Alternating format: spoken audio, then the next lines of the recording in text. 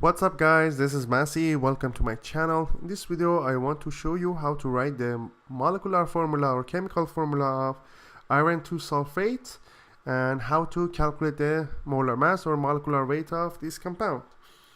So iron is Fe and the charge for iron is 2 plus.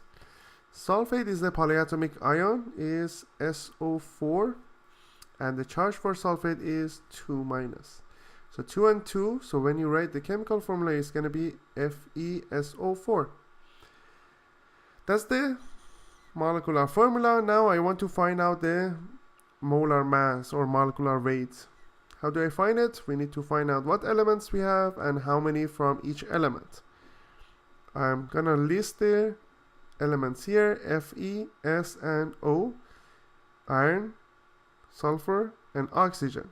Then I need to find out the atomic mass of each of these elements using the periodic table. Fe is 55.845, sulfur is 32.06, oxygen is 15.999.